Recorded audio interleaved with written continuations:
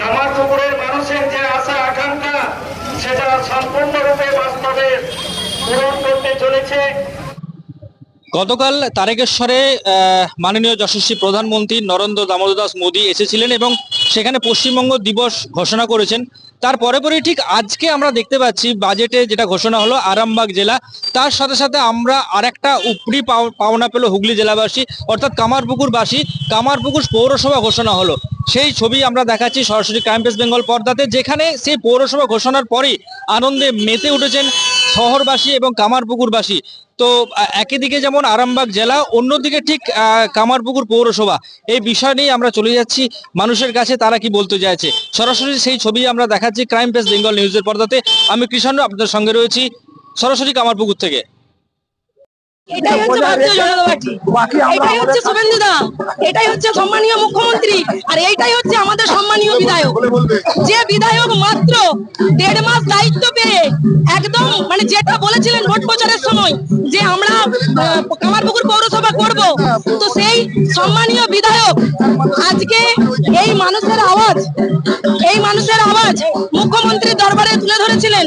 আর তার জন্যই আজকে এত সুন্দর একটা আমরা উপহার পেলাম। ওই জন্য আমার এখানকার বিধায়ককে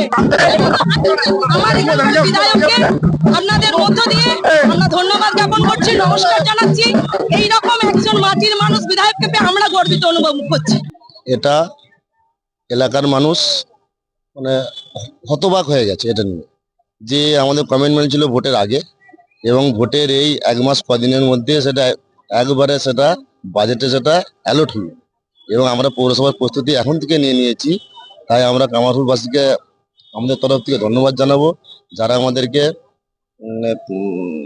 প্রতিটা বুথে একবারে মানে ব্যালট বক্সে ভরে দিয়েছেন ভোটে, এবং তাদের প্রত্যাশা ছিল, আমাদের কমিটমেন্ট ছিল, এটা আমরা আজকে সম্পূর্ণ করলাম। এছাড়াও আরামবাগ জেলা চাই, যেটা আমরা বিগত 18 সাল থেকেই আমরা একটা সংগ্রামী যৌথ মঞ্চ হিসেবে চলছে যে আরামবাগ জেলা হলে ভালো হয়, কারণ কোথায় আমরা প্রত্যন্ত এলাকায় রয়েছি এবং হুগলি জেলার কাজ করতে গেলে চুঁচুড়া যেতে হয়। তো আরামবাগ জেলা পেলে অনেকটা কাজের ক্ষেত্রে অগ্রগতি আসবে, এই সময় কি বলবেন? আজকে আরামবাগ জেলা আমাদের ওটা একটা স্বপ্নের একটা আমাদের আবেদন ছিল যে আমরা আরামবাগ জেলা হয়তো কোনোদিন পাবো। তো আজকে আমরা সরকারে আসার সঙ্গে সঙ্গে যে আরামবাগ জেলা আমরা পেয়েছি, এর জন্য আমরা মাননীয় শুভেন্দু অধিকারীকে ধন্যবাদ তো জানাবোই। তার সঙ্গে সঙ্গে আরামবাগবাসীর জন্য সুখবর যে আমাদের যে কাজ আজকে চুঁচুড়ায় গিয়ে করতে হতো, সেই কাজ আমরা আজকে আমাদের হাতের কাছে পেলাম। তাতে আমাদের মানে আমাদের ভবিষ্যৎ প্রজন্ম যারা আছে তারা একবার হাতের কাছে তাদের কাজ আমরা আজকে আমরা ওদের হাতে তুলে দিয়ে যাচ্ছি, এবং ভবিষ্যৎ আরো উন্নত দিকে যাবে এবং কাজের গতি বাড়বে, উন্নয়নের গতি বাড়বে। কামারপুকুরবাসী হিসাবে আমরা সবাই গর্বিত এবং আনন্দিত। স্বাধীনতা লাভের পর এত আনন্দ কামারপুকুরবাসী পাইনি, আমরাও পাইনি।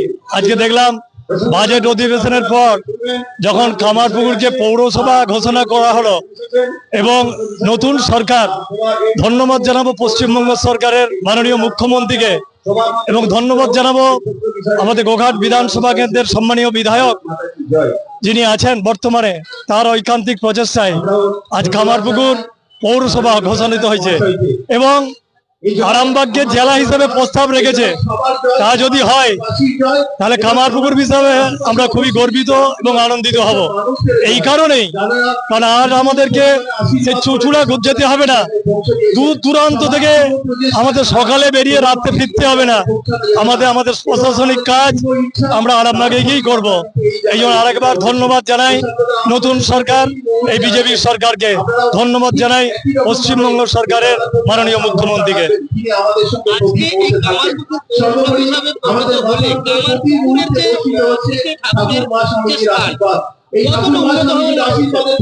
ঠাকুর শ্রী শ্রী রামকৃষ্ণের পবিত্র ভূমি এই কামারপুকুর। বহুত দিনের আমাদের আশা ছিল, সে আশা আজকে বাস্তবে রূপান্তরিত হলো পৌরসভা। এটা হওয়ার ফলে যেটা সব থেকে যেটা ভালো হবে, রাস্তায় যে সমস্ত নোংরা আবর্জনা পড়ে থাকে সেই নোংরা আবর্জনাগুলো আর থাকবে না এবং আমাদের কামারপুকুর অনেক উন্নত হবে।